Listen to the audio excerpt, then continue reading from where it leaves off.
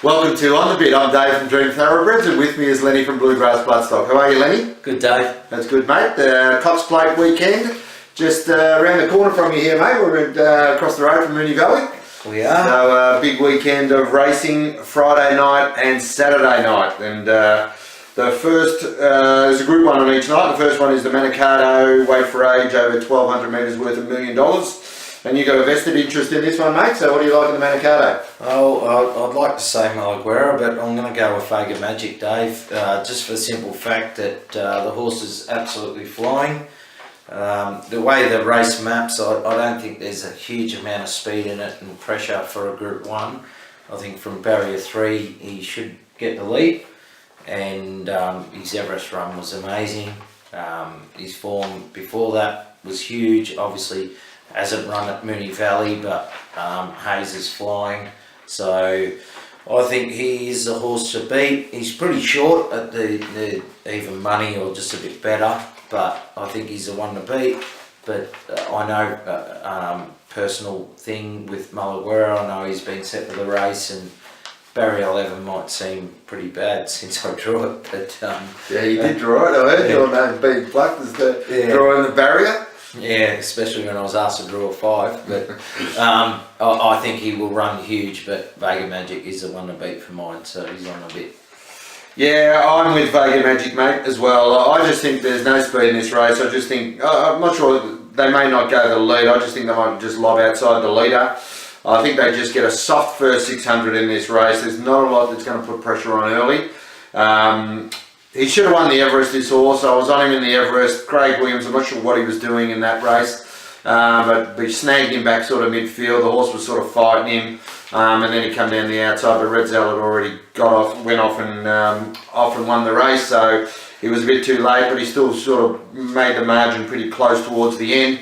Vega Magic sort of just controls this race, as you say. I think he'll be far too good for this field. I think he wins actually quite easily. I don't think there's enough speed in the race for the horses back in the field to actually win it, like Chautauqua or English. He's $2.20. He was about $2.80, I think, when he opened. He's on the bit for mine.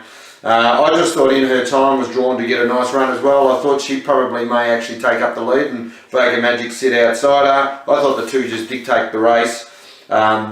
And just go some steady sectionals, sprint home, and I thought she was the exacta horse for mine, so I didn't really think you needed to overthink this race. I thought that was pretty straightforward, and he's one of my best for the weekend. That's Friday night, and then we go to Saturday for obviously the big race of the weekend, which is the Cox Plate, Weight for Age, over 40 metres, worth $3 million, and obviously it's a big race for the fact that Winks is going for a third straight, mate, so I assume you're tipping Winks? How could you not? Yeah, well, Winks is obviously going to dominate the race. She's going for her 22nd win in a row. 22nd win. Yeah, and she probably meets her weakest Cox Plate field of the 3 she's contested. So she probably wins with daylight second. What are you? Any chance for the exacta, mate? Dave, I thought maybe the 3-year-old Royal Symphony worked well. I was there Tuesday morning, watching him work. He worked really well. He's a horse that seems to, obviously, we spoke about Caulfield, that obviously wasn't going to suit him. Yeah. Rowing and True at the Valley, high pressure race at the Cox Plate, even though it doesn't look like it's going to be high pressure, it always generally is. Yeah. He's a horse with 49.5 on his back that I could see getting home hard and probably finishing 5 lengths off Winks. Yeah, I agree. I think Royal Symphony is the exacta horse. I actually really like this colt. A big chance, I reckon, in the Derby next week. I'd actually like to back him for the Derby before he runs on Saturday. I think he'll run a really nice race. Obviously, I don't think he can beat Winks, but I just think he's looking for 2,000 metres. He's by Doomsday.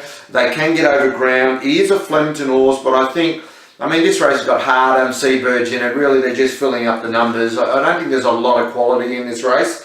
So I just think with the weight advantage he can get the exacta, but I really want to back him before this race in the Derby, because I think he may even start probably the Derby favourite, because once he gets back to Flemington, I think he'd be really suited this horse. So yeah, he's the exacta horse for mine.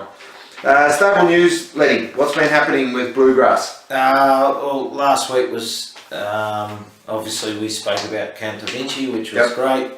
And then on Saturday, Pasito won his second race in a row, which was pretty exciting. And he goes to the Carbine Club on Derby Day. So and then Mossendale ran third in the Seymour Cup, beating half a length. There was an inch of rain.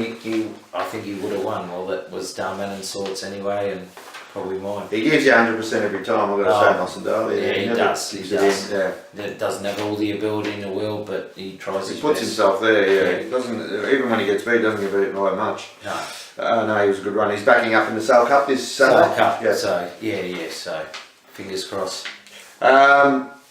We've got Mr. So-and-so running at Echuca on Friday. He got scratched before the race last Sunday at Seymour.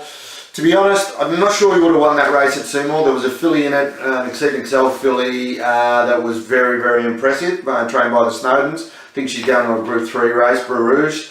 She sort of dictated the race and really sprinted up, and so I'm not sure the way the race was run. I don't think he would have won. He goes to an easy maiden tomorrow at Echuca. He's actually worked again on Tuesday after the mishap and worked really well. I just think he just goes there and wins. So that's in race 3 at Echuca on Friday. And we've also got Columbia in the last at Echuca on Friday as well. He's in a benchmark 64. He's coming off a win last start. That was at Seymour.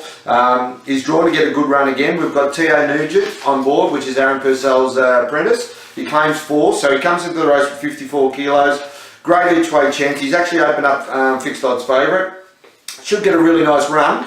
And we're hoping that T.O. can get him home again for us. He won last time. He did, yeah. Has he won one since, T.O.? I think he's only had 1 or 2 rides since, but he hasn't won one, no. So he could make it 2 from 2. Yeah, so hopefully he can secure another win for Columbia and himself. And a Vicious X is going to Yarra Valley on Saturday. He's in a pretty weak maiden again. It's heavy 10 at Yarra Valley at the moment, so I'm not sure whether we will still run. We'll just need to keep an eye out on the weather.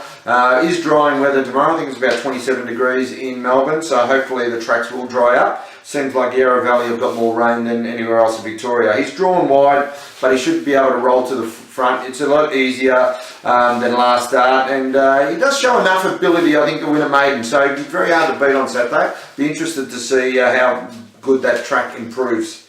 Best on breeding, Lenny. What's your best on breeding for the weekend, mate? Going on Echuca, Dave. Yeah. Race 3, Mr. So-and-so. It was opened up 350, and within, I think, half an hour was in the 220. So well, it wasn't me. I didn't get there. But lovely horse. Obviously, he was a English sale purchase for 100,000 by Dream Thoroughbreds, selected by Bluegrass. He's a beautifully bred galloper by sire that we love, and so you think. Yeah. Out of a Daniel Mare and Dynasty, who's obviously done a great job, and it makes him a 3/4 brother to the Group 1 place, Mr. Sneaky. Yeah. So, keeping him in the house there, and he's obviously a lovely horse. And he shows us a lot of ability, so yeah, hopefully tomorrow he'll start off the weekend on a good note. I've got one value bet for the weekend, Moonee Valley. This is on Saturday, race 5, number 2, Consummator. She's second up here, but she's 2 from 2 second up. She raced first up over 1600 in the stock stakes and came from last. It was a big field that day, came from last to run 5th. I think she's better off here, again back at the 1600, small field of 9. She won't get as far out of her ground as what she did first up. I think she'll be very strong in the end here. I'm sure the plan was to go first up into the stocks to get a really cherry ripe for these. These are both Group 2 races, and I think she's a great chance. She's $11 each way in a field of 9. I thought she was great value on Saturday. On the bit special, Lenny, who are you on the bit with this weekend, mate? Race 6 at the Valley, Felica, Friday night. Friday night, yep. Yeah, very smart 5-year-old mare, Greg Rell trains by Foltap. He's a deceased sire from NZ, but he's actually a sire of Count Da Vinci, so I follow him, did quite closely, and they're actually a breed that get better with time and appreciate ground and a bit of sting out of the track. The win was massive, if anyone got to see it in the Pinka. I did, stood in the gates. I was actually on Smart As You Think, which is a pretty smart horse, if I say you think. Yeah. And she gobbled him up. in the straight. Like, it was just a massive win, and Damien Oliver on board, and barrier 3, there's a bit of tempo in the race, and 440 on offer is the best, and I think it just wins. So Friday night race 6. On the bit for mine. Yep, I'm on the bit with Saturday Moonee Valley race 2, number 2, Badajoz. Drawn to get a great run here, stalking the speed. He's in super form this spring, this horse. Drops back in distance slightly, but I think he's drawn to get a nice smother behind what's going to be a very fast pace in this race. And I just think that'll help him hold him up, and for the last sprint he's got the best acceleration of the rivals in this race, I believe. And he's $3.40 here. I just thought he was great value, so I made him my on the bit special for the weekend. I'm really keen to actually take a big multi this weekend, Mr. So-and-so at Juka, into Vega Magic tomorrow night, into Badajoz. Collect the chocolates and then sit back and watch Winks win her 3rd Cox Plate. It's small fields all around this weekend, so I just what I want to do is multi up a few of these and get a nice collect. Off the bit, Lenny. Who you off the bit with, mate? Race 10, Moonee Valley Saturday. Last race of the weekend. Eloisa, very good filly, not knocking her as a filly, but she's $2.70, drawn 1, rails in the true for Friday night. Saturday, I don't think 1's where you want to be at all. Yeah. And she's a filly that's obviously taking on the boys, going to 2000 for the first time. She's not going to lead, she's going to be back in the ruck somewhere, and from 1 she's going to need a hell of a lot of luck, and 270 is a bit short for mine. It is. I'm off the bit with Saturday Moonee Valley race 4, number 8, Demirara. It's a horse out of the James Cummings yard. She's been working her way through the grades in Sydney, won her 3 races. She's won 3 out of 3. She's won them quite well, but this is a big step up from a Wednesday benchmark 71 grade to a listed level on Cox Plate Day. She's an on-pacer, but she doesn't always travel really sweetly and can come under pressure in her races. I just think around Moonee Valley she may find that she comes under pressure a bit earlier.